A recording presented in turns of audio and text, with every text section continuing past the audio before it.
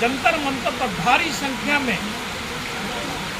सहारा India के निवेशक प्रदर्शन किए हैं सरकार की आंख खोलने के लिए और सुप्रीम कोर्ट को ध्यान आकर्षित करने के लिए, जिसमें काफ़ी लोग वहां उपस्थित हुए हैं। और इस सहारा में बतलाया जाता है कि 10 करोड़ से अधिक लोग अपना पैसे को निवेश किया, जिसमें छोटे छोटे निवेशक बहुत अधिक, उनकी संख्या बहुत ज़्यादा है।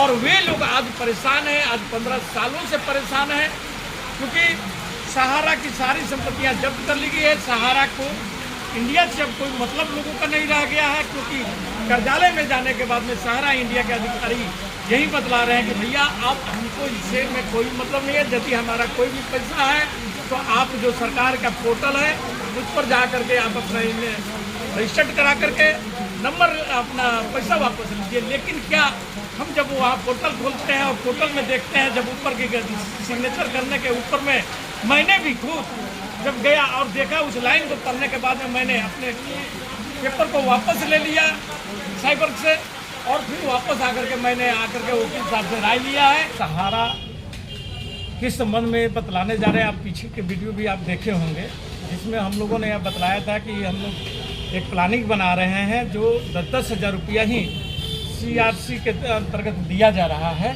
इस पर हम लोग को अचंभित हुए हैं और जो साइन कराया जा रहा है, जो हमारे जो पोर्टल में साइन करने की जगह दिया और ऊपर की जो फर्स्ट जो लास्ट लाइन है उस वो जो इतना वेडिक लाइन है, मतलब कि सोचने वाला वो लाइन है कि मुझे तो लगता है कि वो 10-10 हज़ार रुपया के बाद और जिस ढंग से गृह मंत्री अमित शाह जी का जो बयान आया है कि ये 10-10 हज़ार रुपया देने के बाद 9 महीना के बाद हम लोग फिर सुप्रीम कोर्ट में जाएंगे और सुप्रीम कोर्ट को जाकर के से फिर गाइडलाइन लेंगे, यानी अपनी पैसे के भुगतान के लिए हमें अब सरकार के सहारे रहना होगा।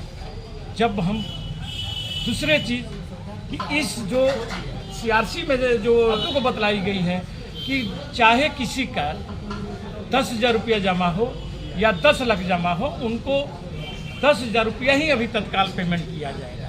इससे ये लगता है कि कहीं ना कहीं चुनावी रणनीति के तहत ये इस ढंग की प्रोग्राम रखा गया है कि सबको एक समान भुगतान किया जाएगा, जबकि सुप्रीम कोर्ट यह बात बोला था कि छोटे खाताधारियों का भुगतान पहले किया जाए, जो छोटे मोटे हैं। वो तो बहुत अच्छी बात थी कि छोटे मान लीजिए सबसे ज़्यादा अभी ज़रूरत उनको है, क्योंकि आज 8 साल 10 साल से ये मामला पेंडिंग कोर्ट के चक्कर लोग लगा रहे थे और उनका पैसा रिटर्न नहीं हो रहा था। कोई अपने बेटी के शादी के लिए रखा था, कोई अपने दवा बीमा के लिए रखा था, कोई किसी अन्य तरीके की बात को रखा था। लेकिन उस पर सुप्रीम कोर्ट नरमी पड़ते हुए फैसला दिया कि इन लोगों को पेमेंट किया जाए। सेबी से जो 5,000 करोड़ रुपया ले करके पेमेंट करने को सरकार के बोला गया और सरकार अब उसमें जिस ढंग के तिकरमे लगा रही है, ये इस पर सवाल उठता है। आइए हम इस संबंध में हम अपनी बात के सुप्रसिद्ध अधिवक्ता हैं HN सिंह जी। अच्छा सर, एक बात ये बताइए कि जो सुप्रीम कोर्ट का जो फैसला आया है सहारा के भुगतान के लिए, और उसमें सरकार जो ये प्लानिंग कराया कि हर व्यक्ति को 10-10 हज़ार रुपया ही दिया जाएगा, हर खाताधारी को। वो अगर 10 लाख भी जमा किए तो उनको 10 हज़ार ही दिया जाएगा, और यदि कोई 10 लाख जमा किया उनको भी 10 हज़ार रुपया दिया जाएगा। तो क्या इससे ऐसा नहीं लगता है कि सबको एक केदी में बांध देना, कहीं ना कहीं छोटा छोटा जो निवेश करने वाले लोग थे और 2005-06 से ये सब सारे कार्यक्रम चला है और आज 15 साल के आसपास में होने जा रहा है मामला, उनका कहाँ पैसा हुए 3 गुना हो जाना चाहिए था। आज उनका मूलधन लौटाने में इस ढंग की परेशानियाँ हुई, क्योंकि ये सारा चीज़ जो मोदी जी फर्स्ट बार में ही आए सत्ता में और करीब 300 से ऊपर कंपनियों को जो बंद किए, उसी में एक सहारा इंडिया को भी बंद किया गया। लेकिन इनके पास में निवेशकों का जो पैसा था वो काफ़ी पैसा था और उससे बहुत जगह संपत्तियाँ थी, सेबी भी कुछ पैसे को जब्त किया था। तो अब इनको क्या करना चाहिए था, उस पर आप अपना राय। जहाँ तक आपका प्रश्न है कि सहारा के संबंध में सर्वोच्च न्यायालय का आदेश के आलोक में कि 5,000 करोड़ रुपया सेबी से निकाल कर और निवेशकों के बीच में वितरण किया जाए।